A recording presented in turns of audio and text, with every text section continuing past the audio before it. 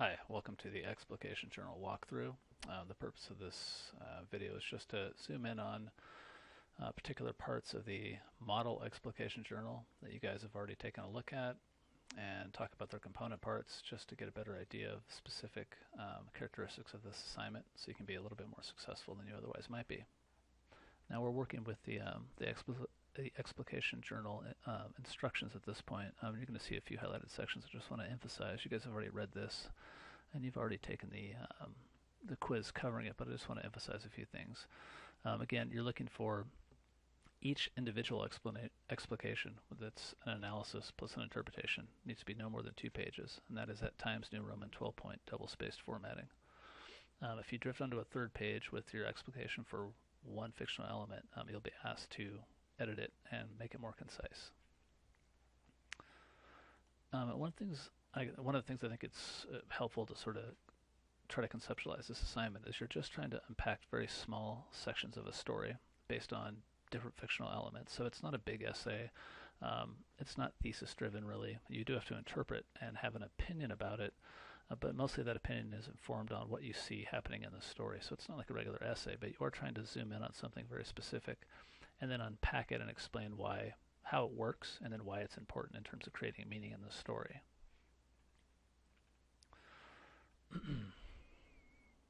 Now with the analysis section, which we're going to cover first here in just a second by looking at the model, what you're trying to do is identify how the element manifests itself in the story using specific examples from the text. But you don't need to interpret the meaning that the element creates. And what I mean by that is you're looking at a single story. You're then looking at one element, right? One of the fictional elements, whether it's plot or characterization or tone and symbol, point of view, whatever it might be. You're just looking at that particular fictional element for that particular week. And the model, as you know, looks at plot in a John Cheever story. So you're looking at whatever fictional element we've worked on for that week, and you're applying it to whatever story we've read for that particular week. So you're being very, very specific. The model explication that we're going to look at here in just a second looks at the John Cheever story, and it just looks at these fictional elements. And these are 3 fictional elements that are part of plot: exposition, crisis moments, and climax. So this student author looked at plot as a fictional element and then looked at the different component parts of plot and decided to focus in on those 3 things. And you'll be asked to do the same thing, whether it's with characterization or tone and style or point of view or whatever it might be. You're not trying to, in the analysis, offer any significant interpretation of meaning. That is, you're not trying to say what the fictional element and how it's used actually means. You're just talking about how it manifests in the story, how you see it happening. Part of that is just identifying it and then offering illustrations from the text to prove that you've identified it correctly. Later on, when you move from analysis to interpretation, which you will do, then you're going to have to look at your analysis and talk about what type of meaning that analysis creates. But I'm asking you to separate those 2 things so you don't have to mix them up in the same type of assignment. So you'll objectively analyze the text first, and then as part of your explication, you'll also then move on to interpret that analysis and try to explain what thematic meaning you think it has.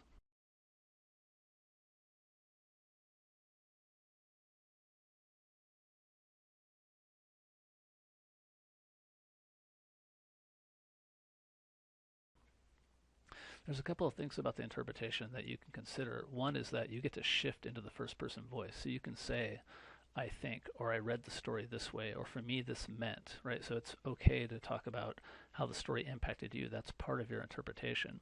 It's just built by your careful read of the story and by the analysis that you've just provided. So if we're looking at the model explication, and this is plot in John Cheever's Reunion, right? The first part you see here is the analysis, and this is the objective part. And then later on, the student author offers an interpretation of what that fictional element, what type of meaning that fictional element created.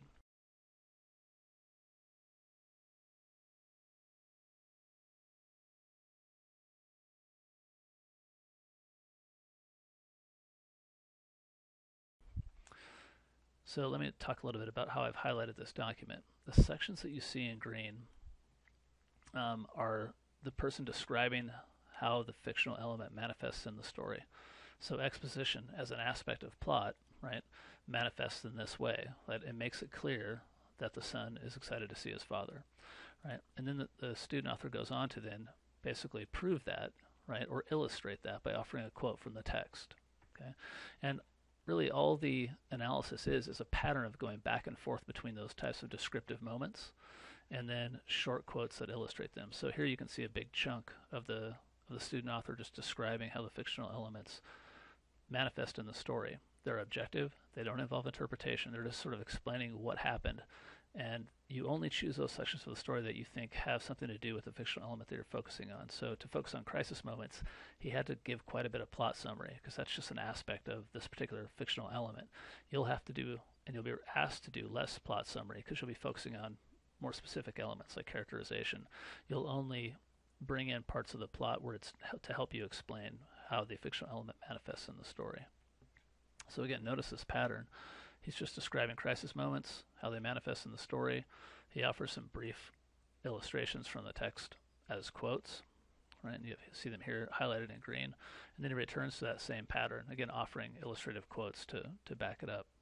At the very end of the analysis, he transitions into probably the most interpretive statement, and you can get away with something like this. So after he's analyzed the plot of the story, talking about exposition, crisis moments, and how the story resolves itself, he offers his own sort of interpretation. Here it becomes obvious the father, in his drunken state, cannot interact with anyone without purposefully insulting them and, as a result, sabotaging any type of meaningful reunion with his son. And that's informed very clearly by everything he's just described from the text. So any interpretation that is going to come out of your analysis is going to extend itself directly out of those very specific parts of the text that you just described. Right? But again, very short, and this is like a transition or a segue into the actual overall interpretation which he offers here.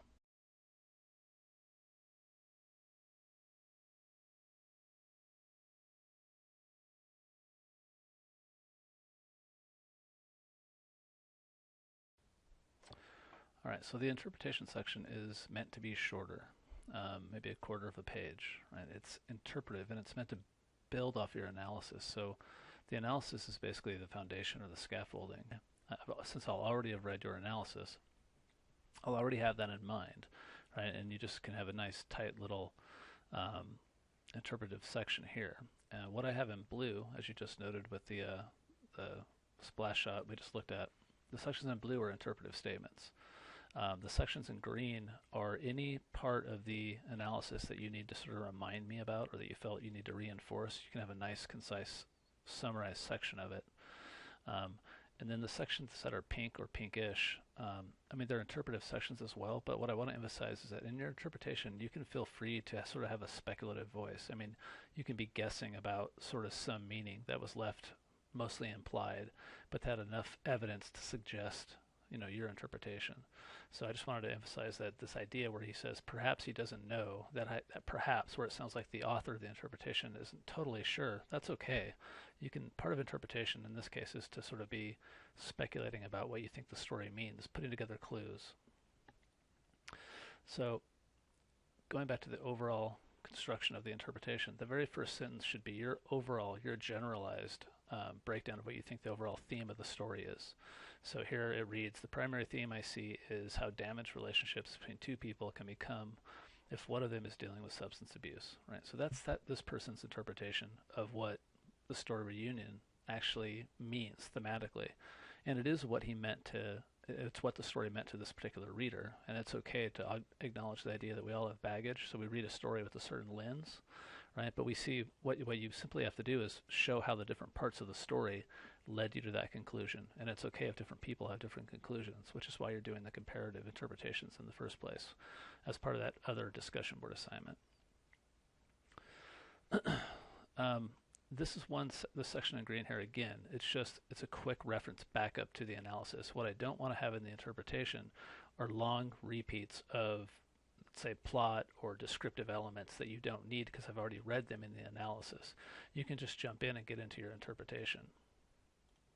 The further blue sections are just sort of supporting reasons for the broadest interpretation up here. So this overall interpretation of theme is supported by this, right? This is just more specific. He says in this sense, it's not just that he's a drunk jerk. He seems to become a drunk jerk in order to avoid having to spend any quality time with his son. And this particular reader attributes that to sort of building this idea that relationships can get really screwed up if one person is abusing a substance of some sort, in this case alcohol. Later on he says, whatever the reason, he consistently sabotages every opportunity to actually sit down and have a meaningful interaction with his son.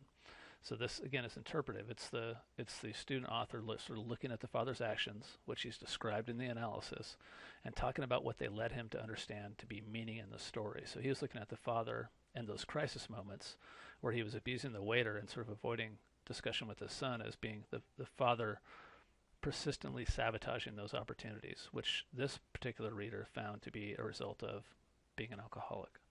So again, that's the interpretive section. It's you interpreting the story for what you think it means. It's overall theme and then supporting elements that are interpretive that help you back up what you feel to be the overall theme of the story. All right, so as one last reminder, what we've just looked at, that is the model explication journal entry that you just looked at, is just one entry on one story, right? And remember that each entry, each explication journal entry contains an analysis and an interpretation. But whenever you turn these in, as it explains here, you're going to be turning in 2 entries at a time. So at the end of week 3, you're going to have an explication on focusing on characterization and where are you going, where have you been, and then point of view and cathedral. So that explication journal on where are you going, where have you been is going to have its own analysis and its own interpretation, focusing on characterization. You're then going to combine that with another analysis and another interpretation, focusing on point of view and cathedral. Right. So what we just looked at, that explication journal on reunion, is just one of what you're going to be combining into a single document. You'll be doing 2 entries per submission. Okay. Just wanted to remind everybody about that. Thanks for listening. If you have any questions at all about the explication journals, feel free to post them. Thanks.